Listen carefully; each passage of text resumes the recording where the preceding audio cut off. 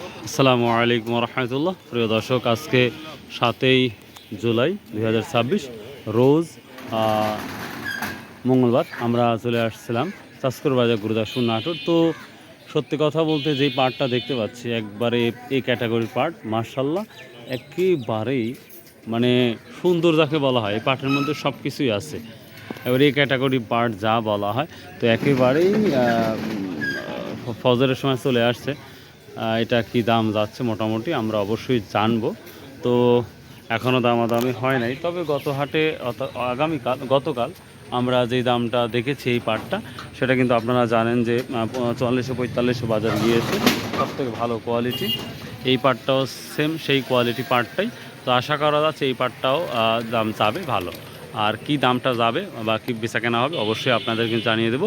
আপনারা কিন্তু অবশ্যই সঙ্গে থাকবেন, তাহলেই জানতে পারবেন যে পাটের কী অবস্থাটা, কী হাল হাকিকত। তো এই পাটটি বিক্রি হলো জানা মতে 4400 টাকা। এই পাটটি বিক্রি হয়েছে, এটা হাই কোয়ালিটি পাট। যদিও গতকাল আমরা বিক্রি দেখেছিলাম 4500 টাকা বিক্রি হয়েছে। তো আজকে 4000 থেকে শুরু করে 4400 টাকা আমার দেখা অবধি সর্বোচ্চ বাজার গেছে। তবে লেভেল বাজার আমরা বলতে পারি 4200 টাকা 4400 টাকা এটাই যাচ্ছে মার্শাল্লাহ। তো নতুন পাটের দাম আমরা যথেষ্ট পরিমাণে এটা ভালো দেখতে পাচ্ছি।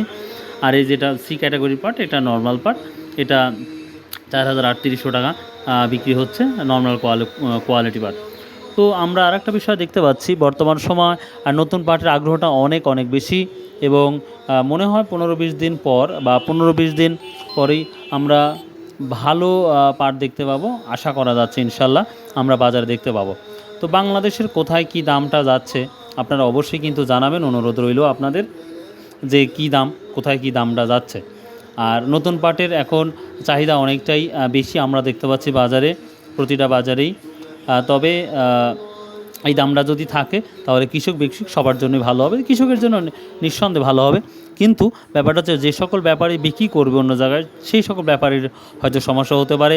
কারণ হচ্ছে ব্যাপারীরা কিনে যদি বিক্রি নাই করতে পারে, তখন তাদের কিন্তু সবথেকে বড় ব্যর্থতা হবে। কারণ গত বছর অনেক দাম দিয়ে কিনে কিন্তু সেই দামে বিক্রি করতে পারে নাই। সো ভালো থাকবেন, সুস্থ থাকবেন। আসসালামু আলাইকুম ওয়া রাহমাতুল্লাহ।